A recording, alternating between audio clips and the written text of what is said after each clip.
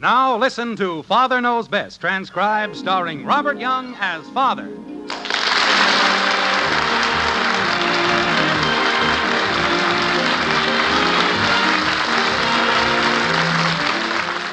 Welcome to Springfield and another half-hour visit with the folks in the White Frame House on Maple Street.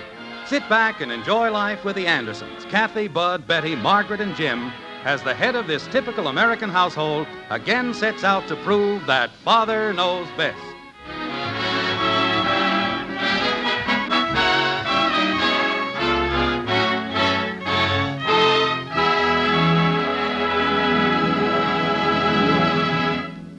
We'll join the Andersons in just a moment. You know, this is still the season for carefree holidays and vacations. But don't be carefree on the highway. With roads jammed with traffic, this is the time to be extra careful when driving. When you plan a trip, be sure to allow plenty of time so that you won't be forced to drive too fast or too long. When you get tired at the wheel, you lose your skill and your judgment. So don't drive too many hours at a stretch. Plan your trip so that you can stop frequently and get plenty of rest. And when you start that trip, resolve that you're going to obey traffic laws and regulations. Don't gamble with safety. Remember, the life you save may be your own.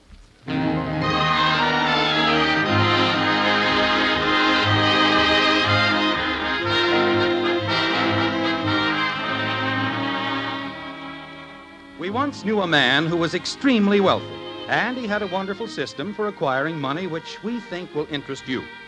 He was up every morning at 6, worked 14 hours a day, 7 days a week for almost 20 years. And then, when he was only 45 years of age, his uncle died and left him $3 million. Wasn't that nice? Of course, a thing like that would never happen to our friends the Andersons, but it almost did. Yes, sir, they came awfully close to being the richest family in Springfield. Like this. I know, Frank, but I don't care what Gribble says. Look, Frank, Van Norton's willing to give us the land, and if the committee isn't willing to take it... Okay, Frank. Okay. And you can tell Gribble for me that he's nothing but a pig-headed old goat. He's nothing but a self-centered, stubborn old jackass. That's what he is. Is something wrong, dear? Oh, that Gribble. He's killing the whole deal I worked out for the playground. Jim, I wish you wouldn't take it so much to heart. It isn't your responsibility. That isn't the point. I talked Van Norton into giving 10 acres of land for the playground. Giving it, mind you. And Gribble won't even take it. Says there must be something wrong with it. Well, can't you tell the rest of the committee? Margaret, I've told them. I've told them until I'm blue in the face. Well, maybe if you talk to Mr. Gribble again. Gribble? How can you talk to a lunatic? All you have to do is mention the name Van Norton and his nose lights up like a pinball machine. I still say you've done everything you could. Well, I'm not licked yet.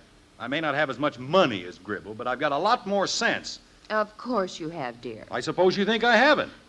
Jim, there's no point in arguing with me. Well, there isn't anybody else around to argue with. All right, dear. If it makes you feel any better. Hello, Mother. Hello, Father. Well, Katharine Hepburn. Betty. Betty, if you're going to start spouting poetry, I'm warning you right now. Isn't this the most beautiful day you've ever seen? Beautiful. It's raining. Rain. Betty, I think you've picked a very bad time. Falling to earth like dew from an angel's wing. Margaret, in exactly 1 minute... Betty, I think you'd better go up to your room. But I didn't do anything. You deliberately disobeyed me. I told you I was in no mood for any of that hogwash. Father. And that's all it is, hogwash. I'm too happy to argue.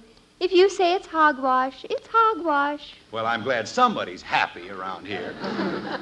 Mother, do you know where I'm going next Friday? No, dear. To see a picture with Tony Curtis. Who's Tony Curtis? He's a Hollywood star, dear. Oh, that one. You mean he's taking Betty to the movies? Father. Well, you just said... He's in the picture. I'm going with Stanley Lawson. Oh, who's he? He's a new one, dear, and a very nice boy. He's wonderful. Now I know what they mean by 9-day wonders. Betty's boyfriends. Aren't they, though? Hi, everybody. What's cooking? Oh. Jim, now what is it? Why does everybody have to be so Happy. Boy, when you hear what we're gonna do. Hello, Bud. Joe Phillips and I bought a half interest in a corn popper, and we're gonna clean up. Hello, Bud. We're gonna set up a stand outside the movies and sell popcorn to all the kids. How's that for an idea? Bud, And all we have... What? I said hello. Oh. Hi, Dad. And all we have to do is find some place to plug it in. Plug what in, dear? The corn popper. What corn popper? The one I bought with Joe Phillips. You see, we bought a half interest in a corn Bud, popper. don't you and- know when you're being kidded? About what? The corn popper. What corn popper? Oh, no. Oh, gosh, I don't see anything funny about our corn popper. All I said... All right, Bud. Just forget the whole thing. But I can't. I have to supply the salt.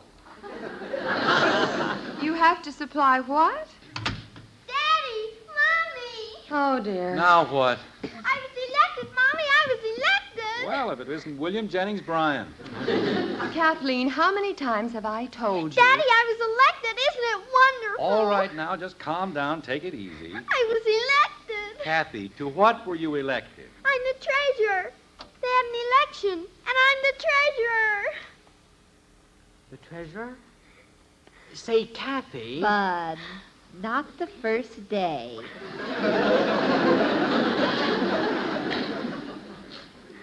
Take it easy. Well, I was just thinking... Margaret, do you know what this is all about? Why, of course, dear. Kathy was elected treasurer. Margaret, of what? My club, Daddy. The little vultures. The little who? Vultures. It's a kind of a bird, and I'm the treasurer. Wait a minute. Where did you ever dig up a name like that? Well, I'll be back later, Mom. I gotta go... Bud, come back here. Holy cow. Were you the one who cooked up this delightful little tag for Kathy's club? Well, gosh, Dad, they said they wanted some kind of a bird's name, and... Well, have you ever watched them? Bud. we like it, Daddy. We made Bud an honorary vulture. Well, it couldn't have happened to a nicer boy. Betty? Never mind, Betty. I'll get it. The little vultures. Leave it to my children. Hello? Oh, hello, Hector. What? Well, thank you very much. Oh, sure. I'm the luckiest guy in town. Sure. Okay, Heck. I'll be seeing you. Congratulations. If there ever was a guy who needed congratulations less, Who was it, Jim? Hector Smith. He wants to extend his heartiest congratulations. Isn't that nice? About what, dear? He didn't say. Maybe he heard about me. He's known about you for years. Believe me, that isn't what he meant. Jim, I won't be able to sleep a wink all night. Why don't you call Hector back? Well, I guess I won't have to. Maybe this time our dear friend Hector will let us in on the joke. Some joke. Hello, Heck. Oh, George. I'm sorry, George. You see, Heck called a minute ago, and I thought... Well, thank you, George, but I don't know what... George. No, we're not having any celebration. We don't even know... George. Hello, George. Oh, fine. Was it Hector? No, it was George Phillips, and he's very happy for us. What on earth do you suppose it means? I don't know, but if those guys are having a good time at our expense, I'll get it. you stay where you are. I'll find out what this is about if it takes all night. And if that's the kind of friends I've got. Hello. Hello. Jim, it was the front door. Oh. Get a man so mixed up he doesn't know what bell is ringing. After a while, I'll probably hear bells when nothing's ringing. Yes? Mr. Anderson? Yes? My name is Ford. Richard Ford of the legal firm of McGonigal, Bristol, and Finch. Oh? Well, come in, Mr. Ford. Mr. Ford. Thank you very much. Why don't we go into the den? Jim, if that's the paper boy, tell him I'll pay him next time. It wasn't the paper boy, honey. Oh, is that Mrs. Anderson? Yes, she's in the living room, but... Well, why don't we go in and tell her the good news? What good news? All in good time, Mr. Anderson. All in good time. Mrs. Anderson and all the little Anderson. Honey, this is Mr. Ford of... McGonigal, Bristol, and Finch, attorneys. How do you do? How do you do? Sit right down, Mr. Ford. Thank you. Why don't you kids find something to do someplace? Oh, no. Let them stay by all means. After all, this concerns the entire family, doesn't it? What does? Yes, indeed. Now, you are related to Joseph James Anderson, are you not? Yes, I am not. What? I've never even heard of any Joseph James Anderson. Well, that's very strange. I had it on very good authority that... Robert Bruce Anderson, perhaps? Yeah, he was my father. Oh, I knew I hadn't made a mistake. Mr. Anderson, Joseph James Anderson was your father's cousin, once removed. Oh, you mean Cousin Joe. Precisely. Well, we haven't heard anything about him for, 30 years. Matter of fact, I think he died about 20 years ago, didn't he? No, Mr. Anderson. Joseph James Anderson passed from this vale of tears less than a month ago. That's impossible. I was over 70 when he decided to run away from home and go to Arizona. He died last week at the age of 102. Well, you see, my father always said he smoked too much. That poor old coot. The poor old coot, you may be interested to know, made you his sole heir. Jim. Father! Holy Now, cow. don't get excited. If I know Cousin Joe, we've inherited 3 barrels of bottle tops. Betty, Father, isn't it the most wonderful thing you've ever heard? the phone's ringing. I've never been so excited in my whole Pardon me, life. Mr. Ford, while I answer the phone. That's quite all right. So help me next summer. I'm going to spend my vacation in the nice, quiet boiler factory. Hello? Oh, hello, Mr. Gribble. Well, thank you very much. Now, about the Van Norton land, well, naturally, Advice about what investments? You want my advice? Well, if you think I'm qualified to... All right, J.P. At 12:30 tomorrow. See you then. Goodbye. He wants my advice? Jim, we're waiting for you. That was Mr. Gribble, honey. He wants me to give him some advice on his investment. Let's talk about it later, dear. Mr. Ford wants to tell us about the inheritance. Why don't you sit down, Father? Here's a cushion, Daddy. Want me to get your house slippers, Dad? Look, I just finished telling you not to get excited. I know Cousin Joe, and he never had a dime in his whole life. That may be true, Mr. Anderson, but if you'll be good enough to sign this retainer, I shall be happy to tell you about the estate. Well, okay. What is it, 4 barrels of bottle tops? It is a 15,000-acre cattle ranch, Mr. Anderson. A ranch? 15,000 acres? With a possible value of $9 million. Jim! Father! Gosh! Boy. Holy cow!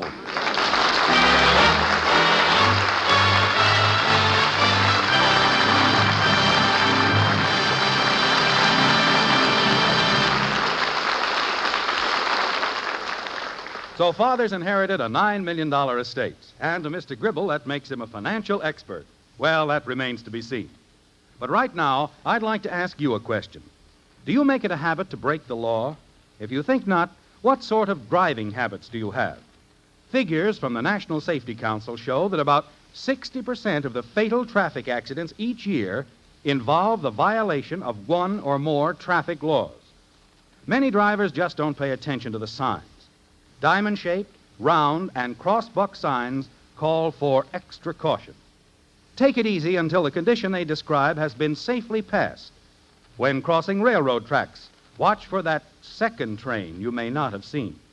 If there are any protective devices like flashing lights, wigwag signals, gates, bells, and lights, wait until they stop operating before stepping on the gas. These are your signs of life. Know them. Obey them.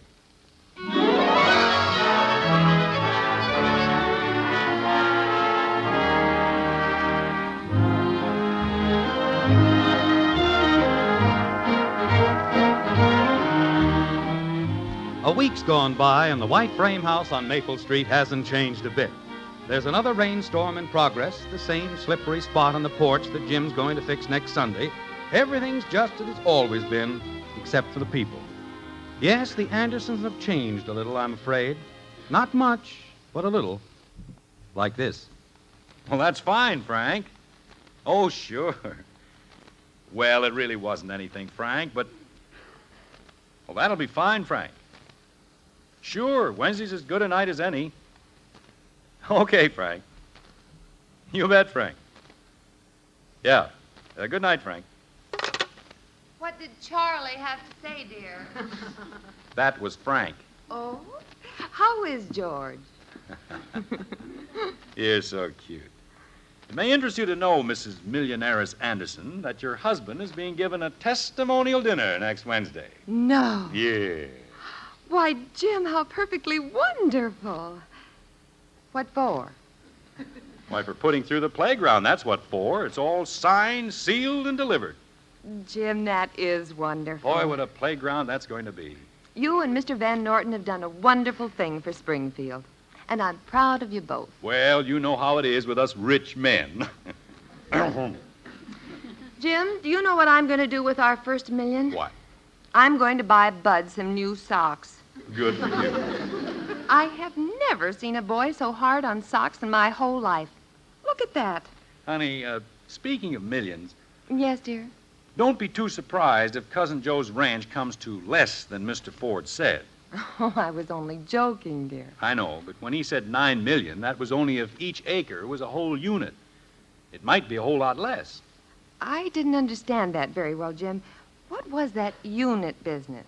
Well, it's very simple, honey. In the cattle country, a unit is the amount of land required to feed a cow and her calf for 1 year. That's the way they figure. And that's worth $600. Roughly. Then why do they say it might be less? 15,000 times 600. Margaret, we aren't sure about the land. Maybe an acre won't feed a cow and a calf for a year. It might take 2 or 3.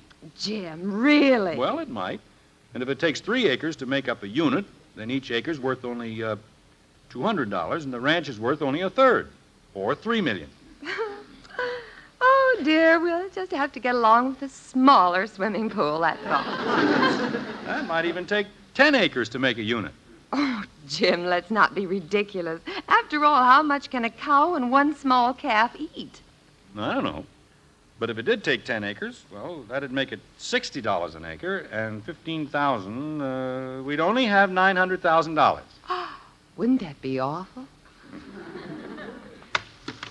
You know, I've got a good mind to... Jim, please. The front door opened. It would. Bud, It's me, Mother. we're in the den, dear. What's the matter with you?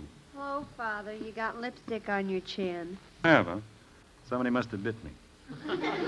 Creepers, isn't this a miserable day? Why, Betty, I thought you said... Rain. All it ever does in this town is rain. Now, wait a minute, Sugar. Let's get it out in the open. What happened? Oh, it isn't important. I didn't want to go to the movies anyway. So that's what it is. What is? She had a quarrel with Stanley Lawson. I didn't either. It's all Father's fault. My fault? What did I do? He liked me when we were poor, but just because you had to go get $9 million. Now, wait a minute. In the first place, we weren't exactly poor.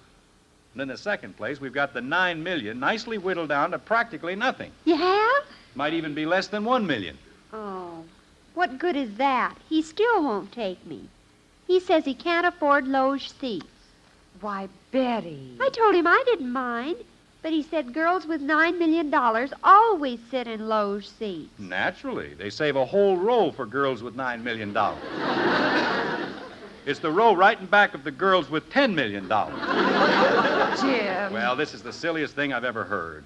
We haven't collected a dime. My bank book looks like an undernourished flapjack. And Stanley Lawson won't go out with my daughter because she's got $9 million. Betty, don't you think if you explain to him that nothing has really changed? But it has. Everything's changed. Bud? Hello, Dad. Not another one. Is anything wrong, dear? Ah, that Joe Phillips. What a pain he turned out to be. Something amiss with the popcorn tycoons? Well, why should I supply all the butter? I bought the salt, didn't I? We were all so happy when we were poor. He even had it figured out how many pounds of butter you can buy with $9 million. I'll bet that'd fix all the popcorn from here to Lowe's, Calcutta. Bud, if you and Betty don't take these things too seriously, I'm sure that... Ye gods, now what?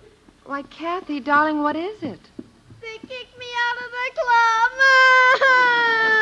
Oh, Angel. Margaret, why don't you let me... Kathy, why did they kick you out of the club? They won't let me be a little vulture. Never mind them, sweetheart. No one can keep you from being a little vulture. I mean, Jim. well, you know what I mean. Kathy, does our $9 million have anything to do with your expulsion from the club? Uh-huh. They said it was too suspicious. What was? They made me the treasurer, and the next day you had $9 million. I don't know. And they said I couldn't ever be the treasurer again, and I had to give back the whole 13 cents. We're outcasts. That's what we are. Nothing but social outcasts. Fine. Tell us all about it right after you answer the phone. No, Jim, wait. Betty, why don't you take Kathy upstairs and get her cleaned up? Okay. Come on, Blabberface. Oh, Betty, I was so happy being the treasurer. Bud, the phone's ringing. You want me, Dad? Where did you go? All of a sudden, I got hungry. You want me to answer the phone? No, never mind. Either they all answered at once or they let the darn thing ring for an hour. Well, keep your shirt on. I'm coming. Hello. Well, hello, Heck. No, we were just sitting around having fun. I can't hear you, Heck. Sorry about what bad news? We haven't heard anything about any... Heck. Okay, Heck. Sure, if it'll make you happy, I'll keep the lower lip stiff, too. And thanks for calling, Heck. Goodbye. Gloomy character. Sounds like he just took a walk through a haunted house. Who was it, Jim? Hector. He heard the sad news, and he's very sorry. What sad news? You don't suppose he's the field secretary for the Little Vultures, do you? Every time something happens to Kathy and the Vultures, Heck's on the phone. Oh, my aching ear. Why don't you let me get it this time? No, I'll carry through to the bitter end. Better Mousetrap Anderson, that's me. One more trip to the phone and I get permanent possession. Hello. Oh, hello, George. Oh, thank you very much, George. Goodbye, George. This can go on all night. What did George want, dear? Oh, same thing. Bad news. Keep a stiff upper lip. Pip, pip, tally-ho. Well, the least you could have done was ask him what bad news. And play straight for those two practical jokers? Margaret, I'm surprised. You've known Heck and George as long as I They have. were both perfectly sincere last time, Jim. Say, that's right. They were, weren't they? Maybe I'd better call them back. Jim, this time it's the doorbell. Thank you very much. Treat a man like he needs a seeing-eye door opener. Oh, hello, Mr. Ford. Well, Mr. Anderson. We were sort of hoping we'd hear from you. Come on in out of that rain. Thank you. But I have spent a busy week. I'll bet you have. Honey, it's Mr. Ford. Hello there. Mrs. Anderson, how nice. Go right into the den, Mr. Ford. Thank you. Well, this is a comfy little spot, isn't it? Why don't you sit at the desk, Mr. Ford? Then you can spread out all your papers and things. Yes, that would be nice. Let me get you a couple of cushions. Oh, no, this will be fine. Just fine. Now, Yes? well, first, here's the receipt for your $100 retaining fee. Oh, that. They're very important, you know, all these little details. Let me see now. Oh, yes, the ranch. If you haven't anything else on your mind. Jim, please. Oh, yes, you must be very anxious. Oh, of course not. What do we care for a couple of $1 million, more or less? Dear me, I'm afraid you're going to be just a little disappointed. You see, when I said 9 million... Mr. Ford, how much is it worth? Well, you remember what I told you about the unit system? Yes. 1 cow and 1 calf for 1 year? Yes, yes. Well, on your cousin Joseph's ranch, it seems that 1 cow and 1 calf need quite a bit of land. How much? 1,200 acres. 1,200? Oh, Jim. Which makes the value of the land 50 cents an acre. Oh, Jim. Well, that isn't too bad, honey. We'll have a ranch to go to every summer, and all it cost us is the $100 we gave Mr. Ford. Mr. Anderson, as your legal advisor, may I suggest that you just forget the whole thing? Forget it. Yes, you see, the land is only worth $7,500. Well, what's wrong with $7,500? Nothing, except that we found a bill for $8,200 in back taxes. Oh. Oh, no.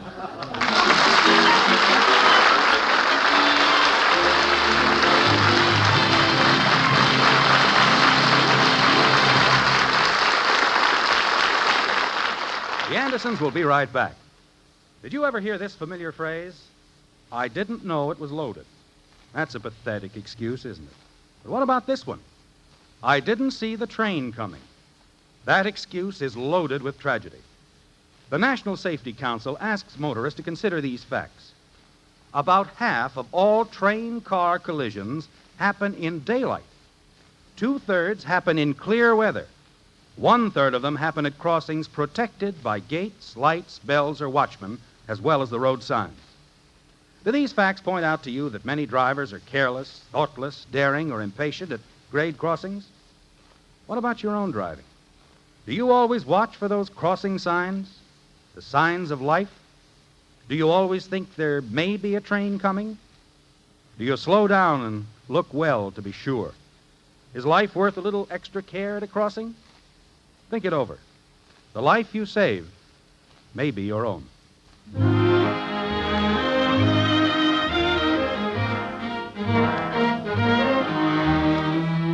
Remember Francois Villon? He was king for a day. Remember the Andersons? They were millionaires for a whole week, which is nice work if you can get it. Anyway, they're back to normal now, if you can call anything connected with the Andersons normal. Like this. Wasn't Jimmy Woody sweet, Mommy? Yes, dear. He said he didn't care what anybody said. If I wasn't a little vulture, nobody was. That's my girl. Isn't this the most beautiful day you've ever seen? She saw Tony Curtis, huh? Well, she went to the show with Stanley, but I think that's all she saw, Stanley. Dad, I got the plaque all polished up. How does it look? Fine, Bud, just fine. Let me see it again, please. Oh, Jim, isn't it beautiful? Where do you think we ought to put it, honey? In the den, naturally. To James Anderson, Sr., for outstanding service to the youth of Springfield. Isn't that nice? You know, it's a funny thing, Margaret, but I've got a peculiar feeling that the plaque isn't all mine. What do you mean, dear? Well, I wasn't getting anywhere with the playground until that silly inheritance came along. You know what I'm going to do? You're not going to give it back. No. But down here on the bottom, I'm going to put a little sticker that says, with one assist from Cousin Joe. Join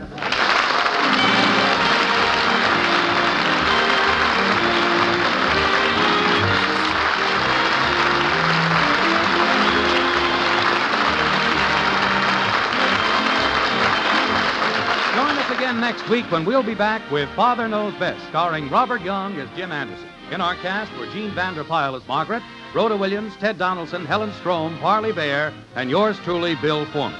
Father Knows Best was an NBC Radio Network production, written by Ed James, directed by Max Hutto, and transcribed in Hollywood.